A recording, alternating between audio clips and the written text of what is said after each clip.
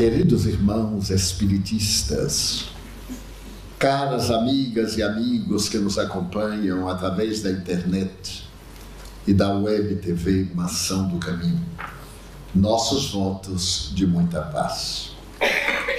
Quebrando o protocolo, peço licença para proferir parte do nosso seminário sentado, por indicação médica. Há 16 meses, Deus me concedeu a honra de ser colunável. Equivale dizer de ter hérnias na coluna. E depois de uma série de terapêuticas, inclusive cirúrgica, a recomendação do especialista é para que as exortações doutrinárias sejam feitas com menor esforço para a coluna vertebral. Asseverou com muita propriedade o extraordinário psiquiatra austríaco Viktor Frankl, que o ser humano é a medida do seu pensamento. E com muita propriedade, esse psiquiatra ímpar do século XX assim se expressou, porque sendo considerado um dos psiquiatras europeus mais condecorados pelas instituições norte-americanas, Viktor Frankl é uma das vítimas do Holocausto nazista. Esteve encarcerado a partir de 1941 em diferentes campos de trabalhos forçados e da morte, terminando a sua vitória no campo polonês de Auschwitz. Ao terminar a sua jornada libertado pelos russos, este homem que havia perdido 198 pessoas da sua família por serem judeus austríacos, resolveu levantar-se e reconstruir a sua vida, porque ele sabia que a vida humana tem um significado. E baseado, talvez, no pensamento ancestral de antropólogos, psicólogos e sociólogos, ele se entregou à arte de penetrar na intimidade da criatura humana para bem definir a trajetória do ser humano na face da Terra. Em todos os tempos da história, desde os primórdios da civilização antiga até a civilização moderna, a contemporânea, e esta que desfrutamos para o porvir, a psicologia tem tentado definir o que é o homem, o que é a mulher. A velha tradição assevera na escala zoológica de que são o ápice da evolução antropológica. Atingiram o estágio mais alto ao transformar o instinto em emoção. E a emoção viajar neste momento na busca da percepção de um sexto sentido. A ciência, por um lado, e a tecnologia de ponta, por outro, oferecer uma visão cósmica no macro e no microcosmo, situando o ser humano como o momento mais sublime e elevado da criação. No entanto, esta evolução que nos fascina, graças à física quântica, à química molecular e, acima de tudo, à visão cósmica, não logrou o resultado esperado. O ser humano não é feliz. Naturalmente está integrado no bojo da cultura moderna, mas com os mesmos ou mais graves conflitos do homem primitivo. Jamais, em qualquer período da história da humanidade, atingiu-se um índice tão elevado de vazio existencial.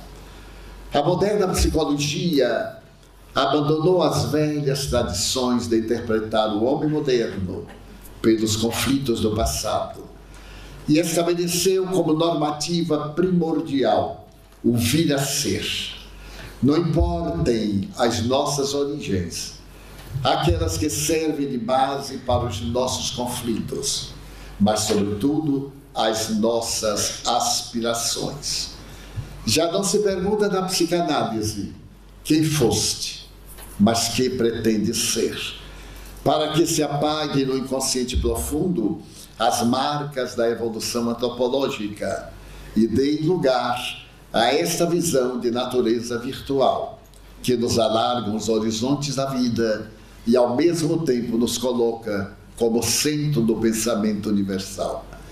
Vale a pena, no entanto, determos-nos em uma análise de natureza histórica para melhor entender a grande problemática que mereceu da Organização Mundial de Saúde uma grave reflexão. Assevera essa entidade que, por volta do ano 2025, a causa mortes fundamental já não serão as cardiopatias, nem o câncer, mas sim a depressão. Estabelecendo que, através da depressão, esse desconforto emocional, pela produção equivocada de hormônios cerebrais, irá levar o indivíduo ao suicídio. E as mais recentes estatísticas apresentam um quadro gravemente assustador.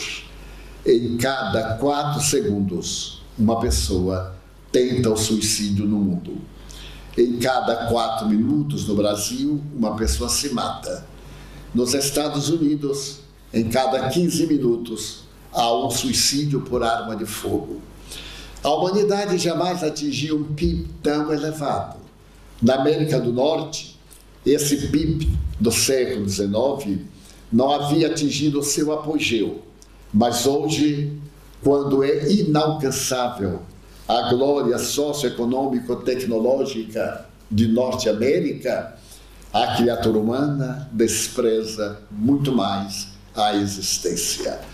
Na cultura americana, na qual apenas 20 milhões de indivíduos estorcegam na miséria em uma população de 300 milhões, é alarmante para a Organização Mundial de Saúde o índice de suicídio. Tecnicamente, em cada 100 mil indivíduos, é perfeitamente lógico que 10 busquem o suicídio pelos fenômenos psicopatológicos, distúrbios mentais, transtornos emocionais, dificuldades econômicas desafiadoras. Mas, para a mentalidade moderna, essa estatística é tão alarmante que os órgãos que vigem o pensamento internacional andam atormentados na busca de uma solução. E estão unindo-se todos os segmentos nobres da sociedade, a religião, as doutrinas psicológicas, os fenômenos sociológicos, para encontrarem a razão básica por que o ser humano se mata. Na tradição antropológica, vamos encontrar no reino animal essa característica do instinto de conservação da vida. Inumeráveis animais irracionais, em determinadas circunstâncias da vida, optam pelo suicídio. Desde alguns insetos, alguns répteis, até os animais de maior volume. Mas o ser humano extrapola essa estatística por uma razão muito difícil de entender, pela própria lógica, pela faculdade de pensar. Na faculdade de pensar surgem as emoções do conforto ou do desconforto emocional, da alegria ou da melancolia, da tristeza profunda ou da euforia, dando lugar ao velho transtorno da nostalgia, palavra que os gregos utilizavam desde os dias de Hipócrates para caracterizar a perda de sentido existencial. Em uma análise da psiquiatria, Hipócrates, o pai da medicina grega e mundial, 400 anos antes de Cristo, houvera estabelecido que a causa das enfermidades que abatem os indivíduos são os humores. E estabeleceu que 4 humores governavam as nossas emoções. Por exemplo, a manifestação das emoções de natureza amarela, aquelas outras de natureza negra, e elas estabeleciam os nossos estados de biliosidade. Dizia-se que o indivíduo era bilioso, era portador de transtorno hepático e de inconformismo. 200 anos depois de Cristo, o médico Galeno estabelece que os humores fazem parte da vida por causa das nossas funções biológicas. Mas é a partir daí que o notável psicólogo pioneiro, mas também psiquiatra grego, irá estabelecer que o homem é aquilo que ele cultiva no pensamento. E narra talvez a primeira manifestação de terapia por sugestão de um paciente com distúrbio psicológico. Recebe ele um doente que asseverava não se alimentar porque tinha uma cobra no estômago. E toda vez que se alimentava, a cobra digeria, porque à medida que o esôfago se abria, a cobra abria a boca no lugar e o alimento, ao invés de ir para o estômago, ia nutrir a serpente. E por isso mesmo ele estava definhando à beira da morte. Se tratava de um transtorno psicológico muito grave. E o médico Aristeu, depois de pensar profundamente, percebeu que se tratava de uma somatização, um conflito perturbando a organização digestiva através de uma mania. É a primeira percepção maníaca depressiva da história da psiquiatria. E disse ao paciente que aquilo era muito fácil de ser resolvido. Pedia-lhe que adquirisse determinada substância e a trouxesse no dia seguinte. Era uma substância que produzia o vômito. Mas trouxesse também uma bacia virgem, utilizando-se da superstição, para que, através deste emético, pudesse libertá-lo do ofídio. No dia seguinte, o paciente apresentou-se com um produto oleoso e uma bacia virgem. O médico vedou-lhe os olhos, pediu para que ele tomasse a substância na esperança da reação do estômago. E dentro em breve, ele começou a sentir as contrações estomacais e veio o vômito de uma forma intempestiva. Quando lhe foi tirada a venda, estava na bacia, não somente a substância estomacal, como a serpente. Então, ele, a partir daí, realizou o processo da autocura. É claro que a serpente foi colocada pelo médico, sem que o paciente soubesse. E através desse momento nascem os fenômenos psicológicos de natureza somatizados, porque pelo pensamento nós vitalizamos e o nosso organismo absorve essa emissão de natureza energética, passando a atender à função do nosso inconsciente profundo. Mas naquela época, aproximadamente 200 anos depois de Jesus, a ciência conhecia apenas o consciente da criatura humana. Foi por volta de 1885, na Universidade de La Salpêtrière, em Paris, sob o comando do grande fisiologista francês Jean-Martin Charcot, que, se utilizando da hipnose, proporcionou a um dos seus notáveis alunos identificar que o cérebro humano é um edifício de 2 pavimentos: a consciência e o pequeno depósito de lembranças, que recebeu o nome de subconsciência.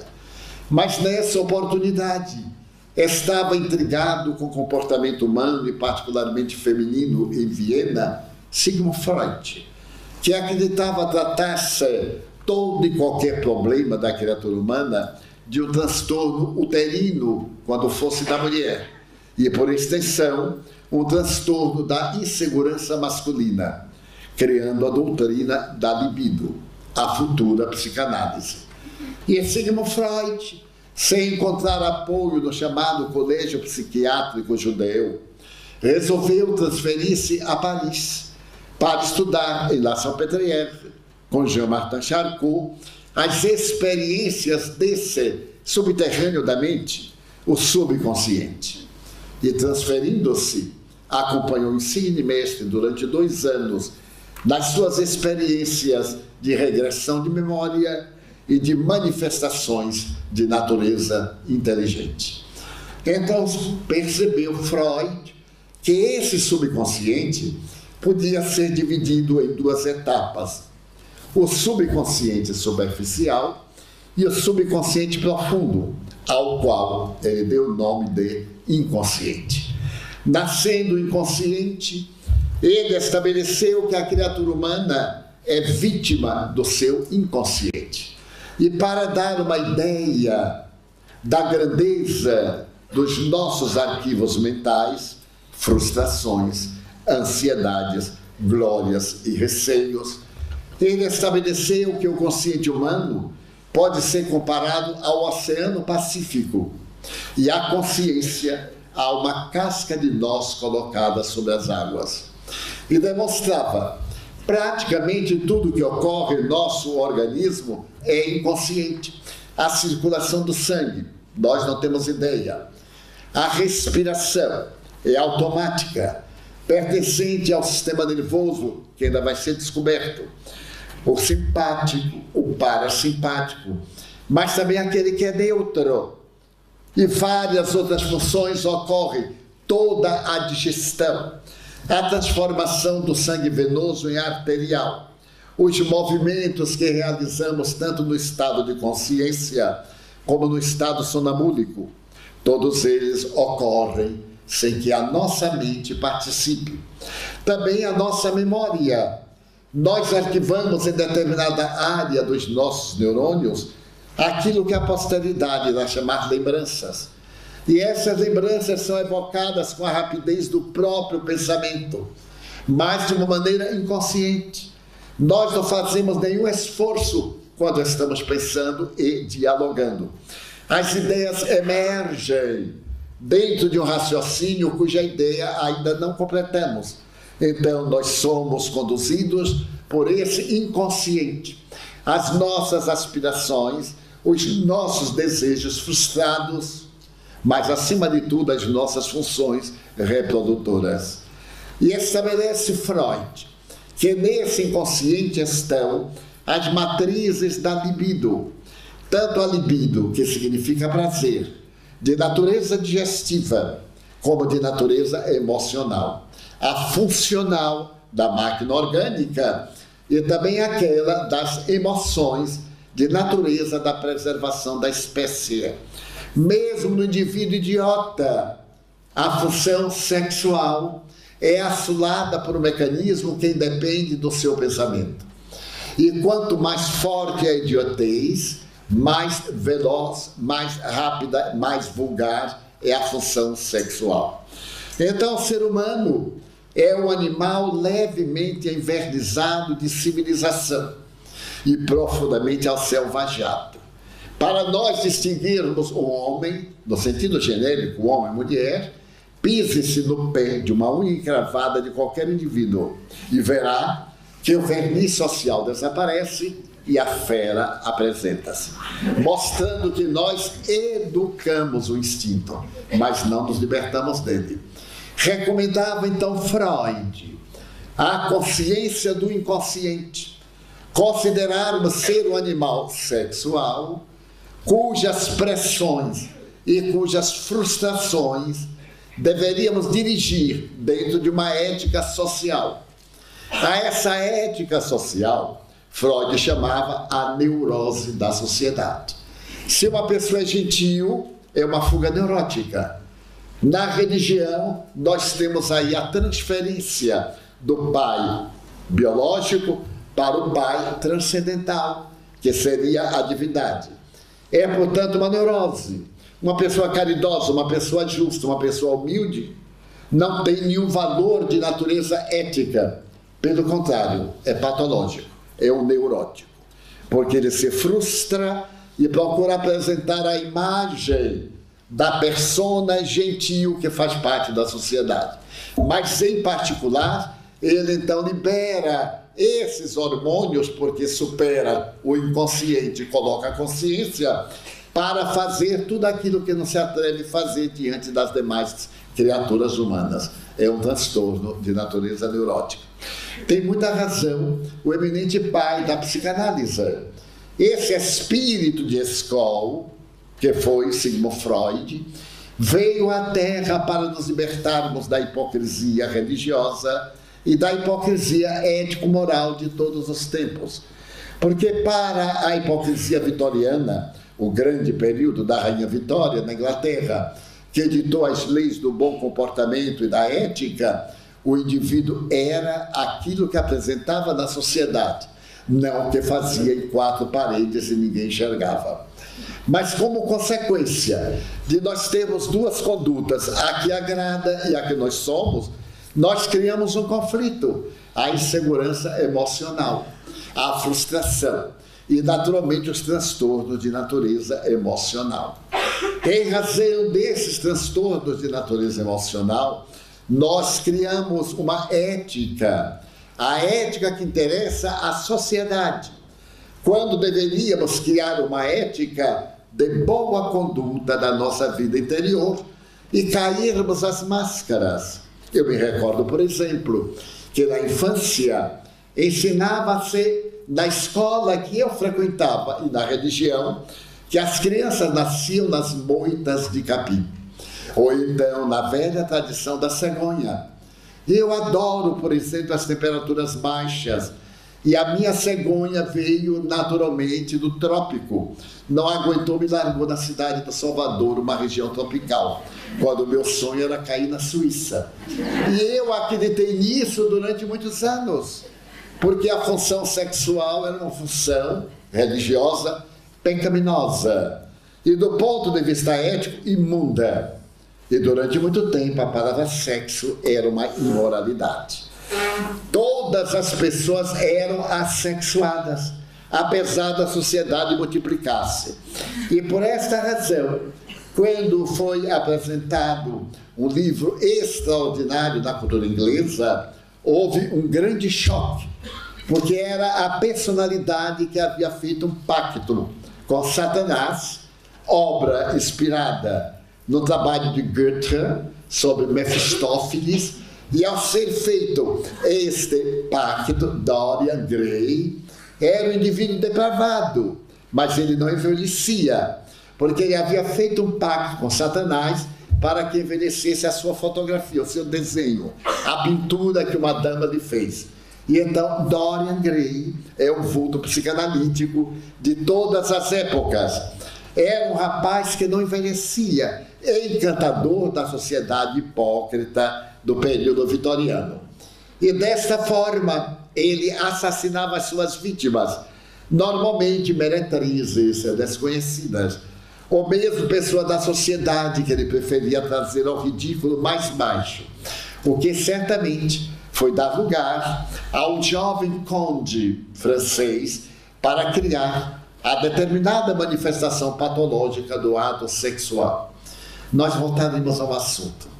Desta maneira, Dorian Gray conseguiu ultrapassar o período de vitória do seu tempo, até um dia em que ele subiu ao sótão, ao porão, ou desceu, e viu a sua fotografia envolta em um tecido muito delicado. E quando retirou o pano, ele viu que a fotografia estava envelhecida, com todas as marcas, as cicatrizes, as feridas morais. E ele teve um choque tão grande que o corpo assimilou todas as desgraças. E a fotografia ficou jovem, como houvera sido pintada. E ele então morreu com um transtorno cardíaco. Mas somente foi reconhecido por causa de um anel que ele tinha no dedo. Tal a deformidade do caráter que passou a registrar-se na sua face. E essa obra, que foi uma das obras máximas de Oscar Wilde, ofereceu ao mundo a visão da nossa hediondez interna e da nossa simpatia exterior. E agora nós vemos isto em um grau muito grande na grande cultura deísta do deus Apolo, o culto do corpo. Temos uma preocupação enorme com o corpo. Estamos nas academias mais atormentada incessantemente para o corpo perfeito, o corpo ideal. Mas como a nossa mente está numa fase patológica, não existe o corpo ideal. Antes nós tínhamos um modelo da manifestação de Apolo de Belvedere, era o corpo máximo do ser masculino. A Vênus de Milos, aquela que tinha os braços cortados. E uma anedota diz que tinha um mau hábito de roer as unhas. E foi roendo as unhas, os ossos, até ficar aquela parte cifada. Eram os dois biótipos de beleza grega. Hoje a beleza está muito defasada. Tanto pode ser numa pessoa apenas ossos, no sexo feminino, como pode ser num homem macacoide de praia, com aqueles volumes nos bíceps, um tanquinho para lavar roupa e aquela musculosidade estúpida, mas com grandes dificuldades sexuais.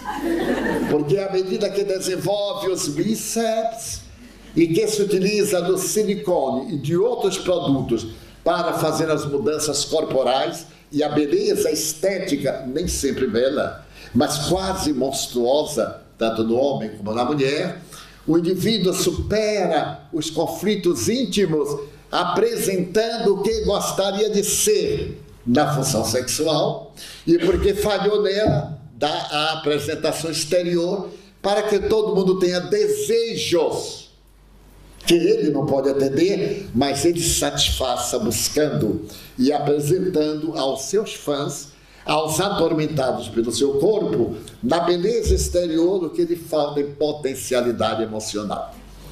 Parece algo absurdo, mas é a última moda. Eu lhes contarei uma coisa muito curiosa. Com esse estado da minha problemática colunável, porque também sou filho de Deus e tenho o direito de ser colunável, numa sociedade em que 30% de nós sofre da coluna vertebral. Eu estive numa clínica especializada, e então um nobre especialista depois me disse assim: eu vou fazer seu tratamento como de um atleta. Imagine aos 91 anos, ele tem que modificar essa estrutura em decadência, não tanto, mas para poder levantar os bíceps. E me lembro de um desenho animado, em que o ator levanta os braços, faz o músculo, mas como a resistência é pouco, o músculo, ao invés de subir, desce. E as pessoas têm um verdadeiro choque. Então, a essa altura, ele desejar que eu seja Popeye. Então, eu fiquei surpreso. E ele me disse: vai abandonar o açúcar, vai abandonar a lactose, vai abandonar. Eu digo: vou me abandonar também. Aí resolvi manter essa estrutura. Não é tanto apolínea, mas também não é do Corcunda de Notre Dame de Paris, que se fez conhecida. Porque se os senhores imaginassem, agora, quando eu subisse esse palco, assim, meus irmãos, e todos me olhassem e diziam: nossa, Divaldo enlouqueceu total. Mas diriam isso com inveja. Como é que ele conseguiu isso? É que no outro dia eu ia ter um atestado de óbito, o coração não aguentou. Então, nós vivemos a época da cultura física, mas em todas as épocas da história. É curioso se nós olharmos os ginásios de Roma, em que a nobreza, a aristocracia romana ia para as casas de banhos, e os escravos untavam os corpos de óleo, como ainda hoje, aplicavam massagens, como nas ilhas do Pacífico Sul, colocar pedras quentes na coluna para aquecer, derreter o óleo e naturalmente queimar as calorias, que naquela época não sabia. Há em português uma palavra horrorosa, mas que eu acho muito bonita: as enxúndias. São as gorduras, excessos. Em que, por exemplo, a moça vai à praia, aqui em Quarteira ou em Faro, com um biquíni. E o biquíni é tão estreito que as enxúndias cobrem. E você vê aquele monstro gordinho na praia, para lá e para cá, matando de inveja as magras que comem apenas uma folha de alface e uma maçã por dia para manter a decadência orgânica. Essa é uma ironia clássica que faria, por exemplo, Guerra Junqueiro, aqui em Portugal, essa de Queiroz, ou Machado de Assis no Brasil. Para vermos que sempre estamos desviando a mente da realidade na busca de uma ilusão.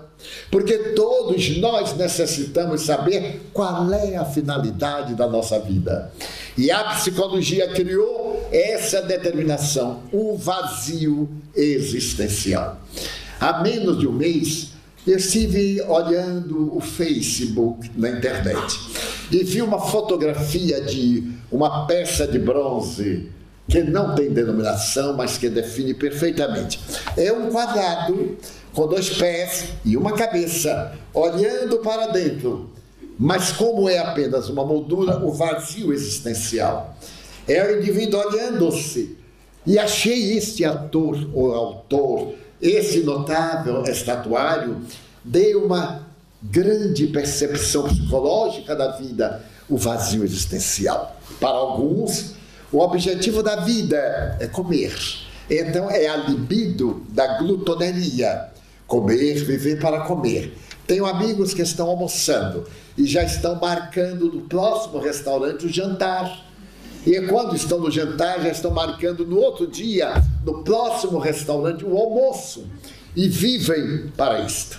A sua vida é descrever cada prato, cada tom de bebida que corresponda ao peixe, à carne, ao assado, a uma comida leve.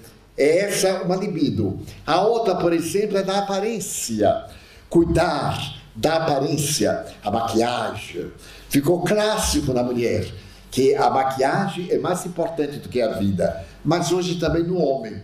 Já existem 216 produtos de beleza masculina. Mas se o homem for intermediário, deve haver 400. Porque tem que atender as da mulher, tem que atender a do homem. E assim nós ficamos fugindo do eu que sou, da grande preocupação do ego. Aí nós criamos uma formulação. Como estou parecendo? Estou parecendo que estou bem? Ah, está muito bem. Parecendo. Mas eu não estou bem. Estou amargurado. E na próxima frustração, como a minha vida não tem meta, o suicídio é a solução. Porque o suicídio é a busca de coisa nenhuma. Fugir para lugar algum. Porque naquela busca de fugir desse tormento, não saber qual é a finalidade da vida, o indivíduo cai na vida. Porque tradicional, nós vamos observar que na evolução antropopsicológica há um determinismo. O ser é indestrutível. O notável psiquiatra suíço Carl Gustav Jung, fazendo uma análise da psique, estabelece que o self, palavra americana, quer dizer o si mesmo, quando ele usou a palavra alemã, o selbst, o si mesmo, é muito mais importante do que o ego. E nesse arquétipo ego-self, há uma ponte entre o que somos e o que aparentamos. Então é necessário que a nossa aparência não seja muito diversa daquilo que somos. Nós não temos o direito de ofender a humanidade com as nossas feridas, mas a humanidade não pode exigir que eu não tenha feridas, porque as feridas são do meu processo evolutivo. Eu sou herdeiro das minhas paixões, que o egregio Allan Kardec, o codificador da doutrina espírita, chama as más inclinações, e que o próprio Jung chama a sombra. Todos nós temos uma sombra que devemos dourar, isto é, a minha inferioridade, as minhas tendências perturbadoras, a tendência da mentira, a tendência do elogio, a tendência das minhas falhas, mas também o desejo da posse, da riqueza, da vaidade. São sombras. E à medida em que a vida demonstra que são ilusórias, e eu caio na realidade de me tornar um ser melhor, mais gentil, mas não para agradar, porque me faz bem. O bem que eu faço a mim me faz bem. É uma descoberta fantástica do self.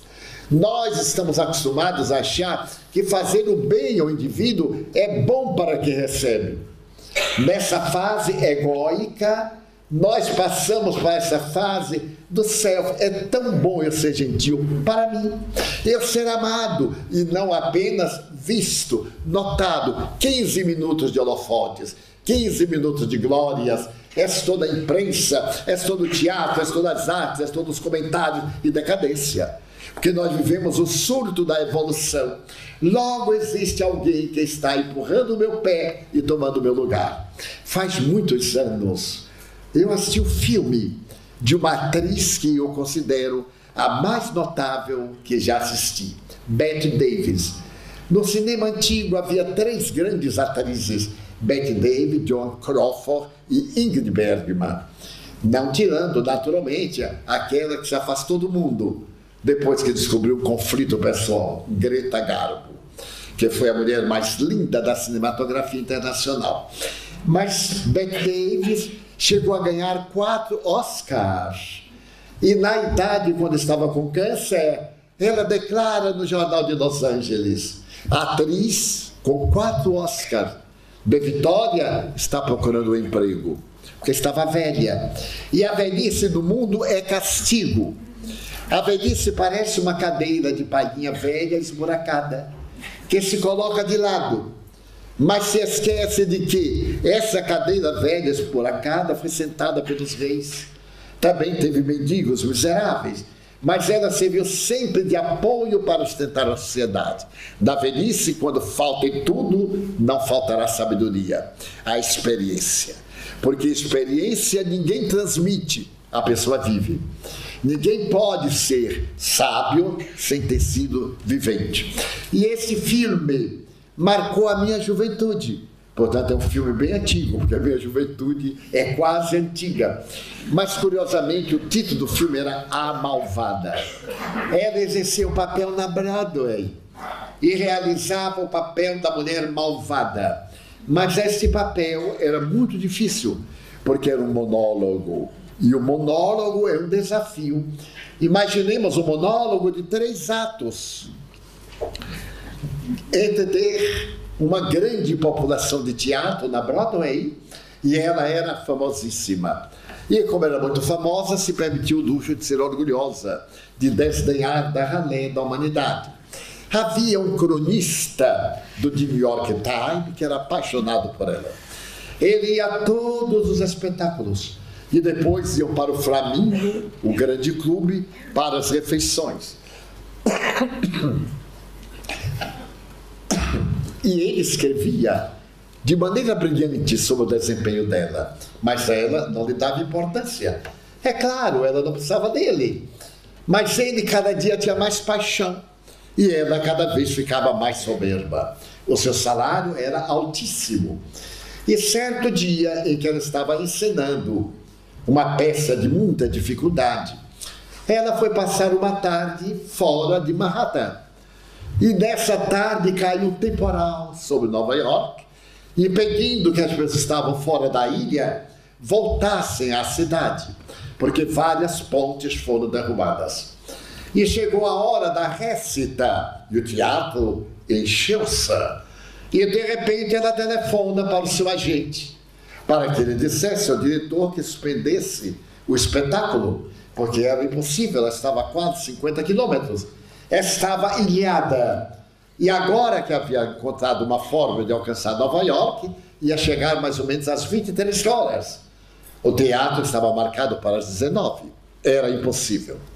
E então, quando deu a notícia, foi uma verdadeira polvorosa, porque o diretor percebeu que o povo ia quebrar o teatro. Porque nós, criaturas humanas, somos um rebanho. Vai depender muito do primeiro que reclame ou do primeiro que aceite. Se a pessoa sorri e diz assim, pois é, nós também dizemos, pois é. Mas se alguém diz, é um absurdo, nós dizemos, é uma desgraça. E logo a coisa complica. E ele não sabia o que fazer. Olhava pelo pano de boca e via a expectativa. Uma música de vitrola no ar. E ele então comentou nos fundos, nos bastidores, que faremos? Ali estava a funcionária que cuidava da roupa de madame. A tarefa dela era pregar botões, tecer alguma coisa, passar ferro nos trajes. Ali estava o guarda-roupa extraordinário de madame na peça. E então a jovem ouviu a preocupação e perguntou qual é o problema. É que madame não virá. E nós não poderemos apresentar o espetáculo. Ele disse, mas por quê? Porque madame é inimitável. Ela disse, por que inimitável? Sim, porque é a única. E a empregada disse, vocês me dão 10 minutos? Por favor, 10 minutos. Correu ao camarim, vestiu-se, colocou a flor característica em que Madame se apresentava, porque era uma peça muito famosa, e então fez maquiagem e pediu que apagassem a luz. Apagaram a luz e ela veio andando, ouvia-se o passo, e assim começou a escutar a voz, mas uma voz de Madame. Também a gesticulação vocal de Madame. Acenderam a luz, era a humilde secretária dizendo assim, eu trabalho para Madame porque tenho inveja dela. E eu a imito. Eu memorizei todas as peças. Depois do espetáculo, eu visto as roupas de Madame e vou para o palco e enceno. Mas, e eu posso representar? Disseram, mas é impossível. Madame, ninguém pode evitar. Não se pode copiar. Ela sorriu e disse, bom, o povo vai quebrar o teatro de qualquer forma. Então eu apareço, a luz apagada, eu começo o solilóquio. Se eles quebraram o teatro, é a mesma coisa de que se não houvesse nada. E se não quebrarem o teatro? Então, é claro, é uma possibilidade em 1000. Apagaram a luz, anunciaram que ia ter uma grande surpresa. E então, de repente, o pano de boca se abre, a escuridão total, a música suave, e Madame começa a Dama das Camélias. O primeiro tom, a voz, o silêncio, a mulher carregando a camélia branca no peito, e a luz vai acendendo lentamente, e quando todo mundo vê, e bate palmas, porque ela havia conseguido convencer. E então, no primeiro para o segundo ato, ela veio 30 vezes ao palco agradecer a ovação. Mas não ficou aí. O segundo ato, a plateia levantou-se. E no terceiro ato, invadiram o palco e carregaram-na. Carregaram-na e levaram-na para o restaurante Flamengo. O teatro ficou vazio. O diretor exultava, havia conseguido uma substituta. E nesse momento chega Madame, afobada, desesperada. Ali estava em despedida o quase namorado. Ele era apaixonado, como disse, mas para ela era diferente. Mas agora, no momento de dor, ele era válido. Era o cronista do New York Times. Então Madame chega alvoroçada e pergunta, então, suspenderam o espetáculo? E o diretor que estava esperando disse, não suspendemos. Mas como? Quem poderia em Nova York representar-me? E era o momento da vingança. E ele disse, a sua empregada. Nem sequer chamou de secretária. Mas aquela jovem sossa, ignorante, estúpida que cuida da minha roupa, e representou melhor do que você. Melhor do que eu? Sim. Porque ela tem um tesouro que você perdeu. Qual? A juventude. Dizer isso a um velho é meio que dar um tiro. A juventude. Pois é. Ela é jovem. Ela tem um futuro. Você está em decadência. Madame tomou uma postura teatral e disse, então, eu exijo que o meu contrato seja cancelado e a minha indenização. Sim, com muito prazer. Há muito tempo que estava com vontade de despedi-la. Mas como não havia outra, você era a única para ver como são odiados os presunçosos. Eles são bajulados, mas nunca eles são amados. E então, aqui está. Encerramos, trate com seus advogados e, por favor, saia do teatro. E Madame saiu. Entrou no ostracismo, ninguém contratou mais. Já estava idosa, estava amarga, sempre foi amarga. E a jovem conquistou New York, então ela fez uma grande tour pela América, ficou famosa. 30 anos depois, em que ela estava no auge, no esplendor, tinha uma mansão no coração de New York, Manhattan. De repente ela estava no Garden Park, da sua casa com as estrelas de cinema, as estrelas do teatro e etc., quando alguém bate à porta do palacete e o mordomo vai atender. Era uma mocinha modesta e diz: eu venho aqui pedir-lhes um emprego. Eu sou do interior de Nova York e amo Madame. Madame é a minha vida. Quando ela vai à nossa região, eu a acompanho. Faço um esforço imenso. Até a 100 quilômetros de distância, eu acompanho Madame. Eu memorizo as suas falas. Eu me visto igual a Madame. Eu adoro Madame. Eu queria cuidar da roupa dela, só para estar perto, respirar o ar de Madame. E o mordomo ficou sensibilizado. Um momento, nós não estamos precisando de auxiliar mais. Um momento, Madame estava recostada, namorados, a pessoa que adorava os astros. E então, ele chegou-se e disse a Madame: senhora, nós não precisamos de auxiliar, mas ela lhe ama tanto. Podemos dar um lugar qualquer. Então, Madame, com indiferença, pode colocá-la como para a minha guarda-roupas. Coloca-la na área para que ela cuide dos meus vestidos. E continuou, nobre, bonita. Ele veio e disse: senhorita, você vai cuidar da roupa de Madame. A roupa de Madame. Aí foi levada na mansão, a todo o guarda-roupa das peças. Você vai cuidar aqui. E este é o seu quarto, é o seu dormitório. E repassar para que estejam sempre impecáveis. A jovem sorri e diz: meu Deus, você escutou as minhas preces.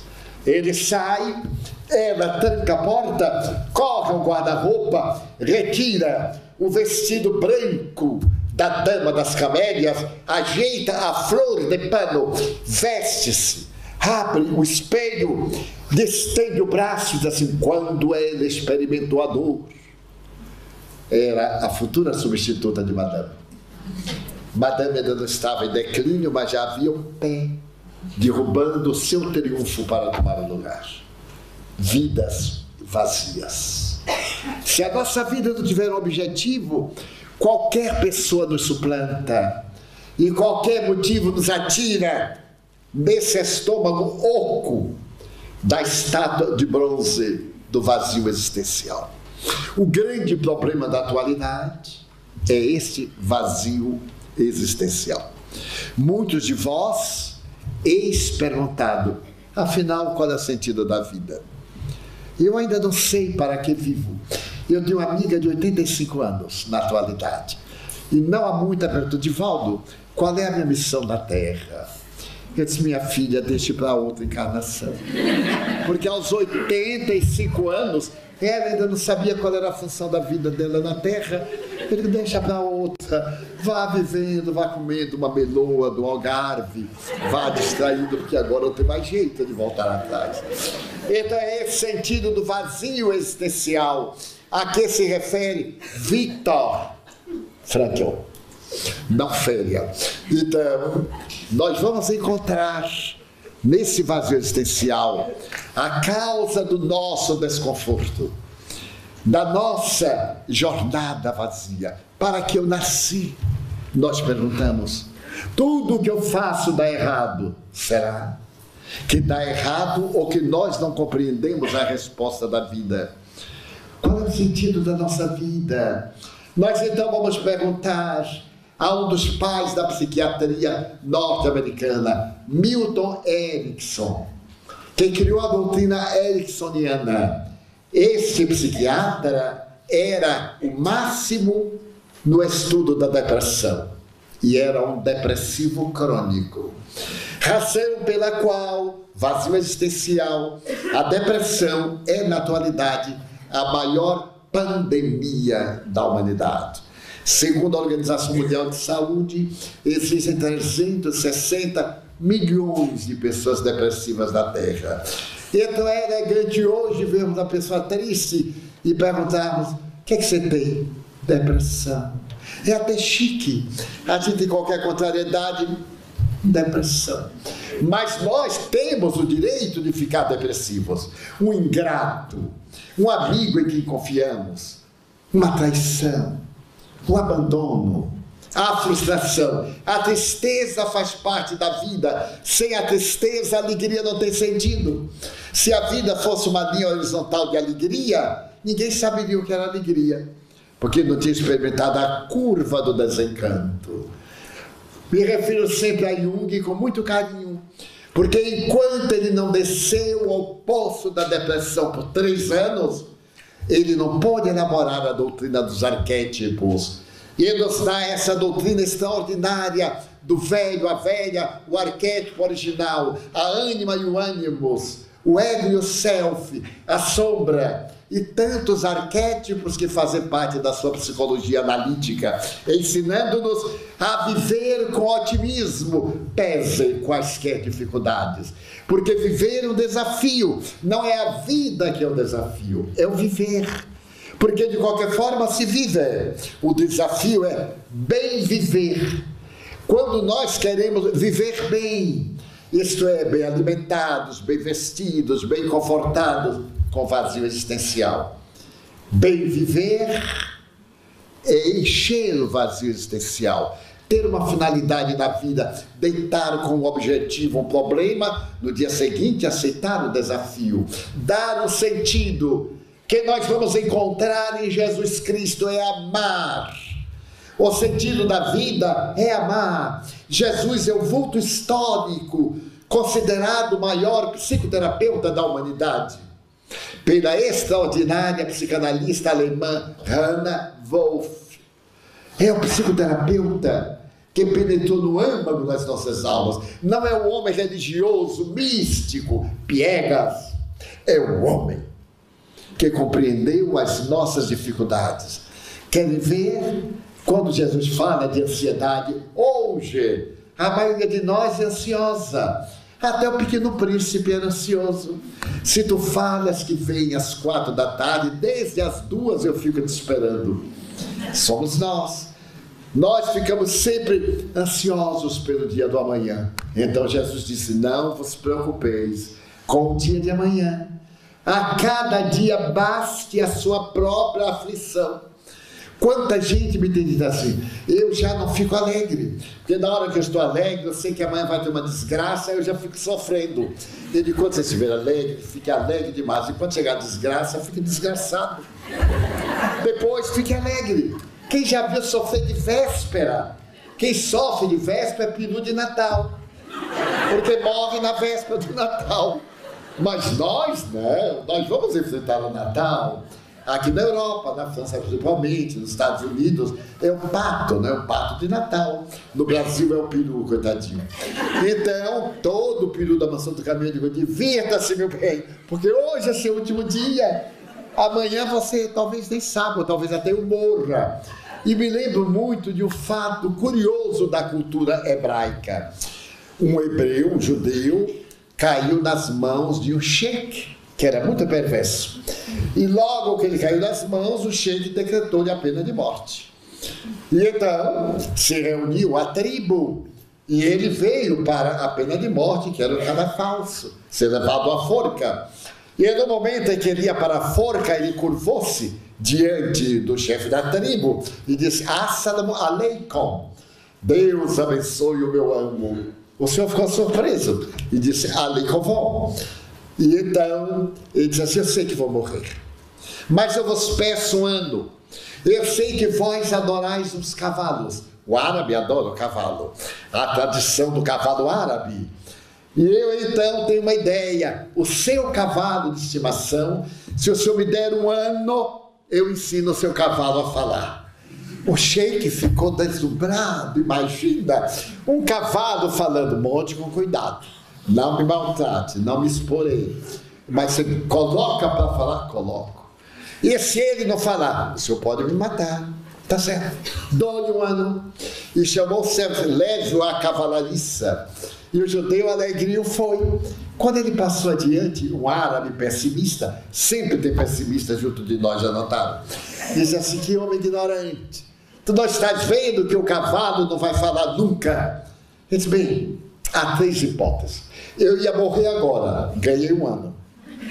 E durante um ano, pode ser que o sheik morra, pode ser que eu morra, E quem sabe, pode ser até que o cavalo fale.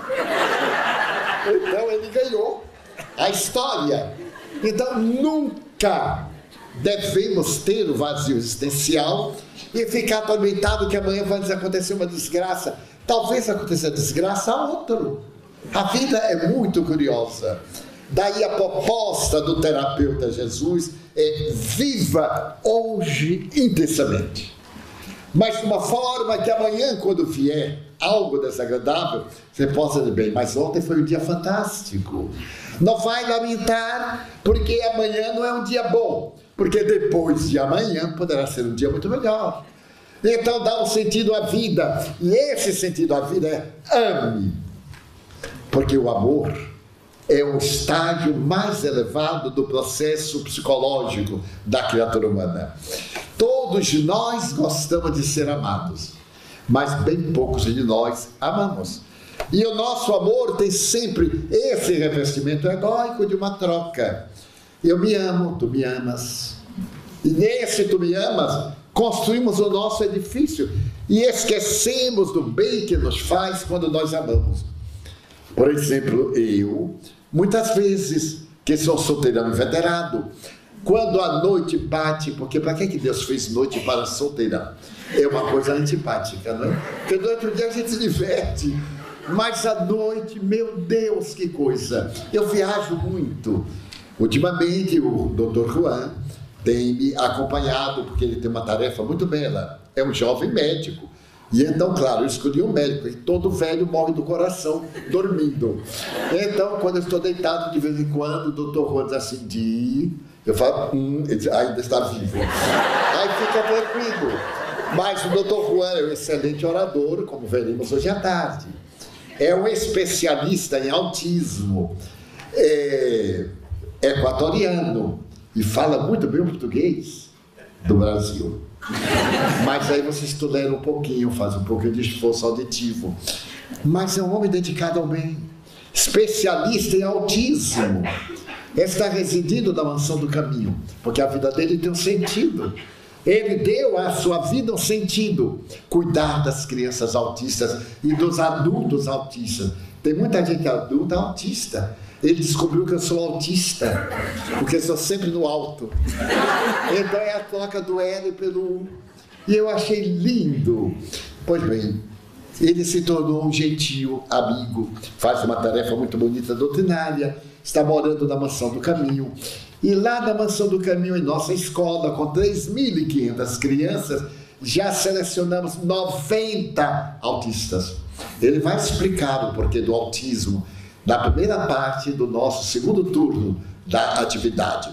Mas então, ele simultaneamente me acompanha, por gentileza, porque agora com essa coisa de coluna não pode pegar peso, e não pode isso, não pode aquilo, mas andou maior, menor importância, eu pego o peso. Tem que usar bengala, não uso bengala, tem que usar cadeira de roda.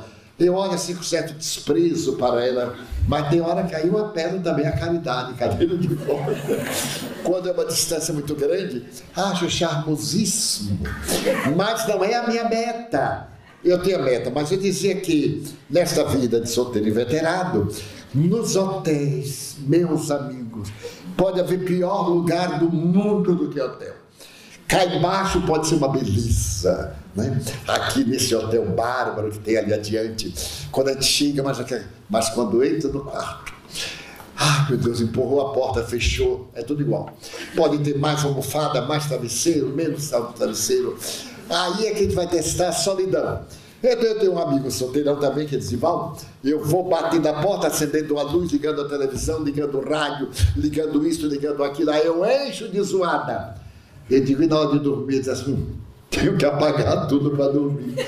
Aí eu apelo para Jesus que se tiver alguém vagando aí, mande por caridade. E ele um dia me mandou as 11.000 virgens. Eu não sabia o que fazer com tanta virgem no meu quarto. Aí agora eu prefiro ficar sozinho. Mas é a beleza de preencher o vazio existencial com algo real. Ter uma meta. Todo mundo vai sair daqui hoje com uma meta. E quem sai sem meta, eu vou vender um livro do Dr. Juan, Notas do Coração, para poder ler e achar uma meta E no próximo encontro nosso, que nós vamos voltar, é claro, muita gente diz assim, Divaldo, é a última vez. E eu pergunto, você vai morrer? Porque eu não sei porque ele pergunta isso. E uma vez...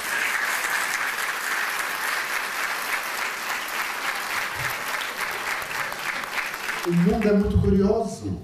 E agora se aproveita que eu estou com 91 anos e anuncia lá no Brasil assim, venha ouvir Divaldo pela última vez. E o povo adora ouvir a gente pela última vez. Aí enche.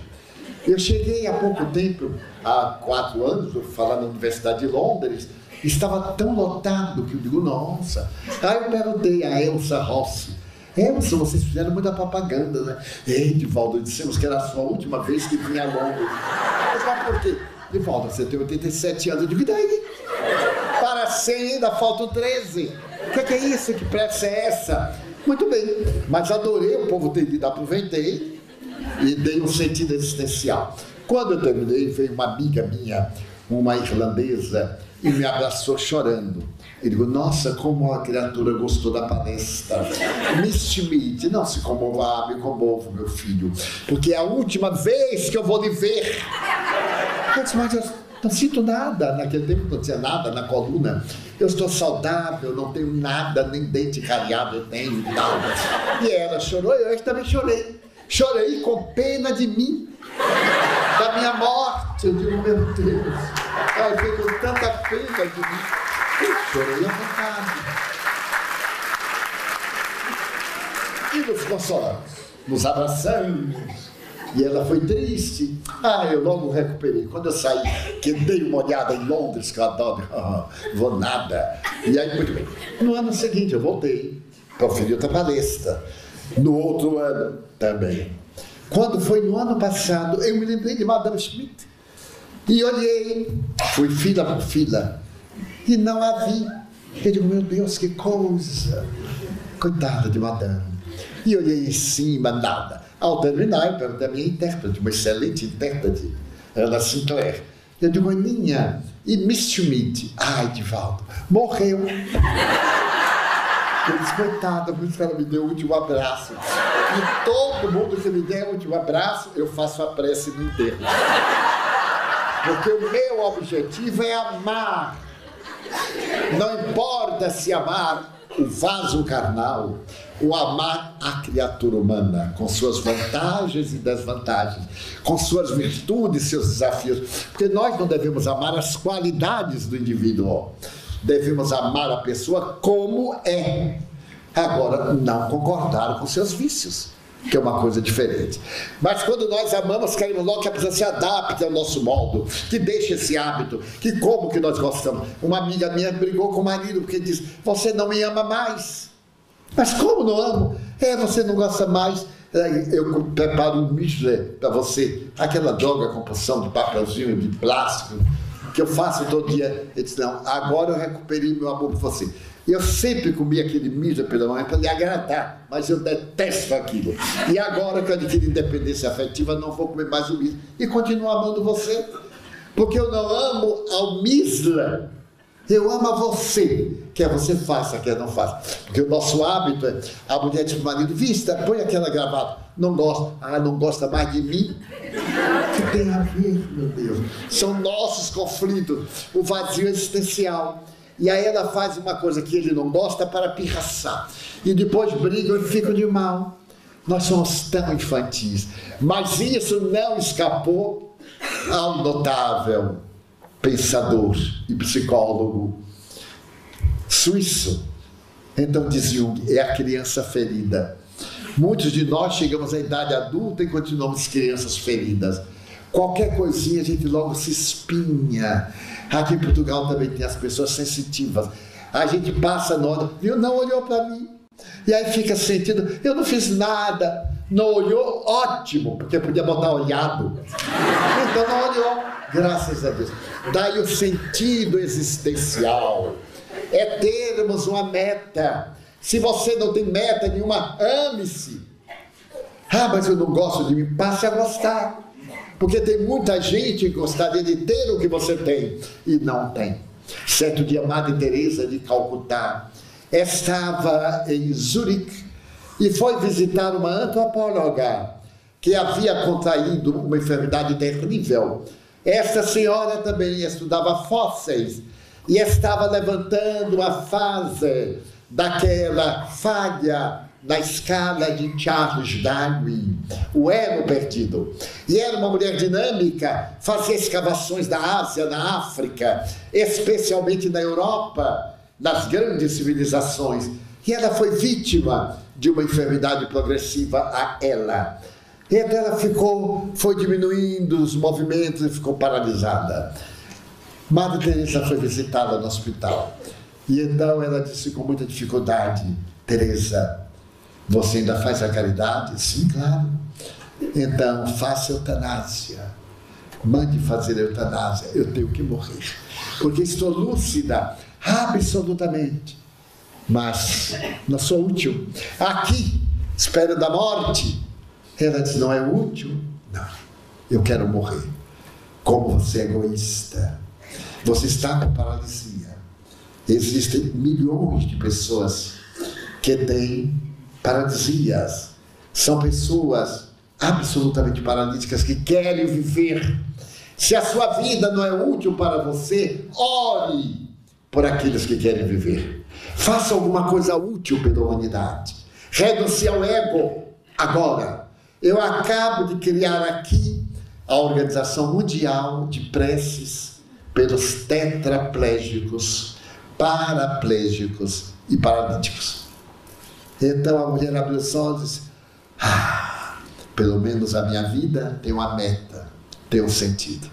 Nasceu o Círculo Internacional. Todos os paralíticos que tiveram a notícia do trabalho de Madre Teresa, de acordo com o fuso horário, no mesmo momento, no mundo, oram uns pelos outros. Pelo menos tem o conforto da esperança da oração. É um sentido existencial. Então, dessa forma, não deixemos que o vazio existencial tome conta de nós.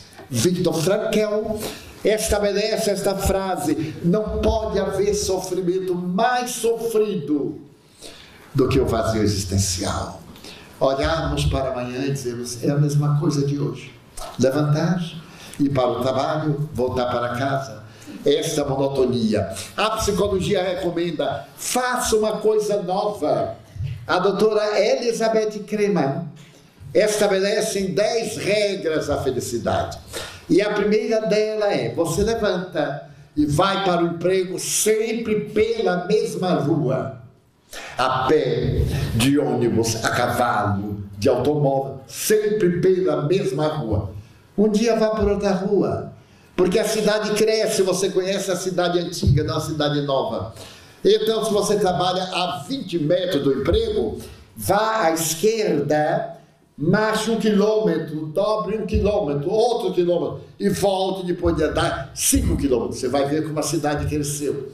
Então você quebra a rotina.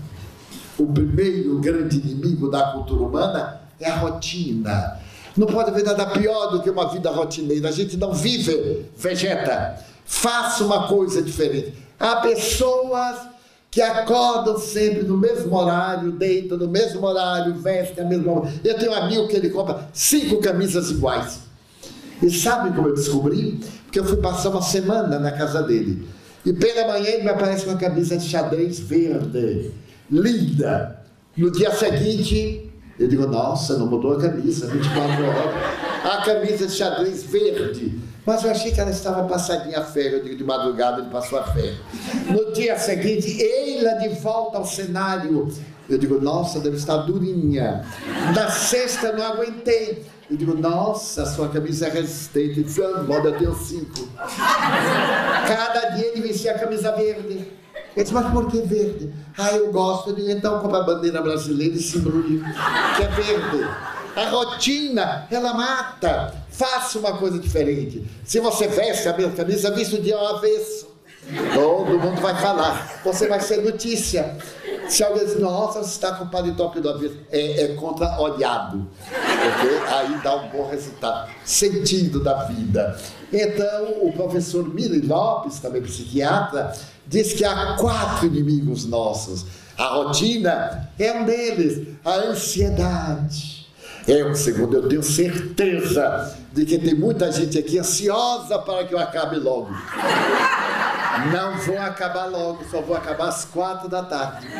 Pode acalmar a ansiedade. Agora, para que a gente fica ansioso? E preste atenção, porque é a última vez que vocês me ouvem sobre o tema, porque da próxima vez é outro tema. Então, a ansiedade. A gente tem o prazer de ficar, ai meu Deus, tomara que ele acabe logo para nós irmos almoçar e voltarmos e cochilarmos na palestra do Dr. Juan, porque ele foi no almoço. Daí eu recomendo, hoje é feriado, um almoço leve, um cozido português. E é uma comidinha leve. E voltem animado, nada de tomar um aguardentezinho, um vinho branco ou tinto, desses vinhos horríveis do Douro, horrível. E nada de pensar em qual é o vinho, aquele docinho adorável do Porto, aquele vinho infame que mata a gente. O vinho do Porto, aquele dedinho de nada. Um dia eu me entusiasmei, porque todo mundo me falava do vinho do Porto, menos esta criatura, que recomenda e não bebe. Isso é que é ser cruel. Recomenda e não bebe. Então ele quis me viciar. Você aceita o vinho do Porto? Esta garrafa aqui custa $5.000. Eu olhei, eu nunca tinha visto uma garrafa de $5.000.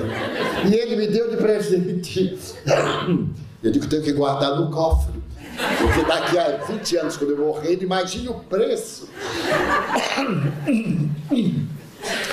Mas um dia da mansão, não sei o que é que aconteceu. E alguém disse assim, ai, mas esta refeição merecia o vinho do Porto. Eu digo, ai, eu tenho. E me lembrei, mas abre $5.000. Assim, os meus irmãos, será que eles valem? Eu aí calculei, esse vale €300, este vale 200. Somei e dava quase $5.000.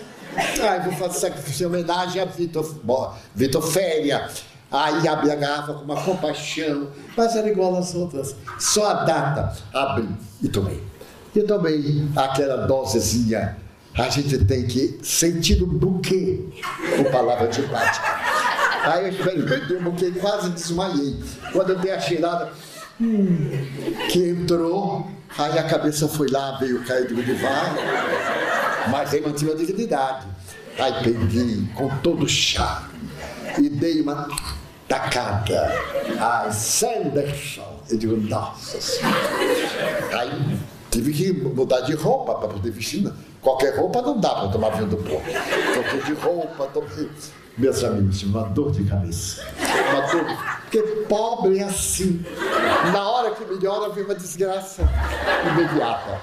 Mas aí guardei o restinho para... Me lembrei de uma anedota, me permitam. A senhora estava fritando os pastéis e o marido estava morrendo. E ele sentiu o cheiro dos pastéis e disse para ela assim, dê-me um pastel. Ela disse, não, é para o seu velório. E então disse, meu Deus, eu vou guardar esta garrafa para o meu velório. Quem for ao meu velório vai tomar vinho frutificado. Encontrar o objetivo da vida, ser alegre. Os Espíritos me dizem, todo seminário, faça-nos o favor de fazer um seminário terapêutico. Provoque o riso, porque quando nós rimos, a nossa saliva produz uma substância, e essa substância nos dá saúde. Essa substância faz parte da digestão, imunoglobulina. Então nós aprendemos a arte de ficar enfesado. Eu tenho amigos que já nascem com aquele rosto antipático, né? E eu digo assim, olá, olá, morreu alguém? Não tem nenhum motivo para estar alegre. Tem sim, está vivo. Podia ter morto. Uma amiga me disse um dia, ai, de volta eu não te conto. Eu disse, mas o que é que houve? Meu marido deitou, dormiu, quando acordou estava morto. Pois é, você podia acordar morto. Então a proposta da busca do sentido espiritual está deflagrada na doutrina espírita. Allan Kardec nos ensinou que fora da caridade não há salvação. Mas caridade não é apenas o ato de doar coisas. Doar-se é a caridade maior. Amar, valorizar a vida, bendizê-la, dar um sorriso a alguém, apertar a mão, olhar uma pessoa com problema e perguntar como Madre Teresa: posso ser útil? Então, desde que eu descobri os invisíveis, eu tenho meus momentos de angústia, de melancolia, de recordações do passado, de dor, mas logo eu sobreponho a alegria, mesmo que a dor permaneça, porque uma coisa não impede a outra. Eu estou preocupado, mas não impede que eu seja feliz e que leve uma palavra a alguém que está atormentado. Eu tenho narrado várias experiências com os infelizes, esses anônimos que ninguém lhes fala, que nós aprendemos a postura inglesa, olhamos por cima do nariz e não os vemos. Então, por objetivo da vida, lembremos que são nossos irmãos e que não nos custa dar um sorriso, um aperto de mão, bater no ombro, dizer uma coisa gentil, mesmo que não estejamos sentindo.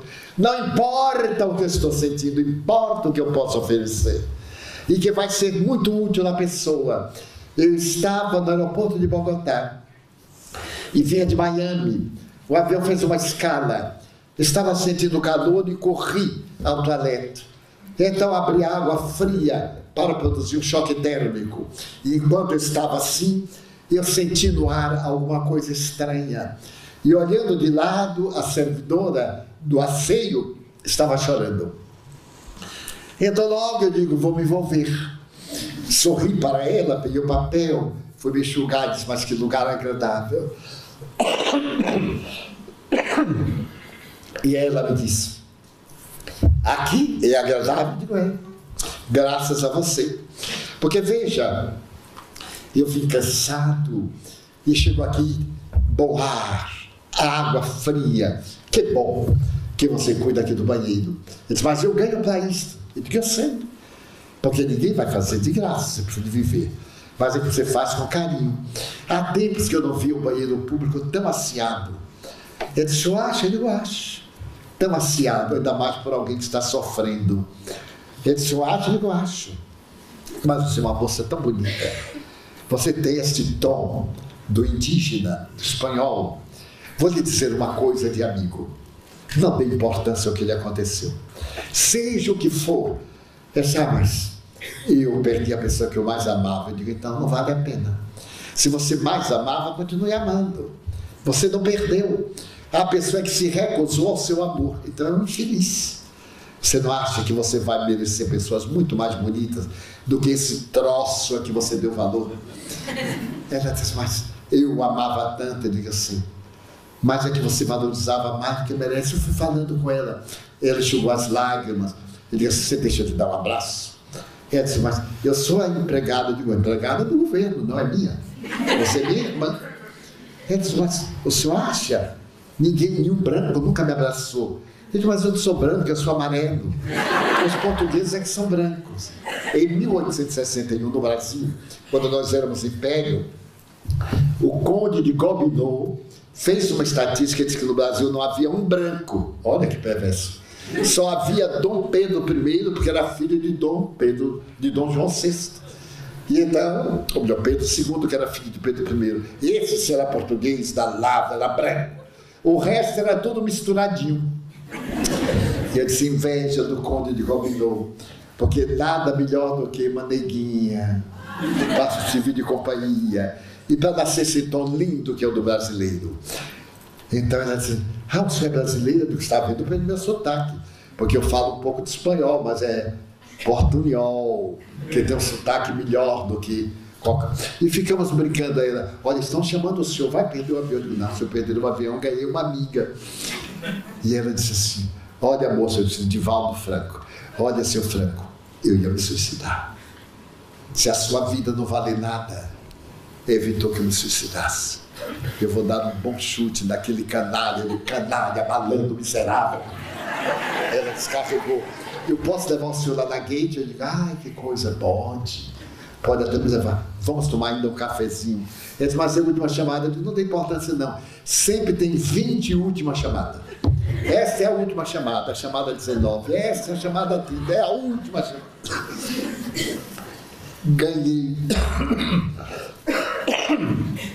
Ganhei uma amiga, meus irmãos. A amizade de uma pessoa que ia morrer. Então eu lhe dei o meu WhatsApp. Mantemos correspondência. E sabe da melhor? Ela conseguiu um branquelo espanhol. Casou. Sabe as crianças? Porque criança de mistura fica lindo. Então, quem estiver aí com dificuldade nessa área, venha depois que eu dou um conselho. E na próxima vez eu quero ver aí casada com moreno brasileiro, mas sem tanque, com elevação, que é o progresso. Há o progresso para cima, para o lado e para a frente. Quero dizer-lhes, para que a vida tenha sentido. E a doutrina espírita nos dá esse sentido. Amar, fazer a caridade. Porque nós viveremos, depois da tormentosa hora da noite, nós amanheceremos numa madrugada luminosa, buscando a divindade. Daí, o conceito de Viktor Frankl, que a criatura é a medida do seu pensamento, é o mote do nosso seminário. Chega o momento de fazer o nosso branco e logo depois do almoço voltaremos para o Dr. Juan continuar e nós encerrarmos. Pela sua atenção, muito obrigado.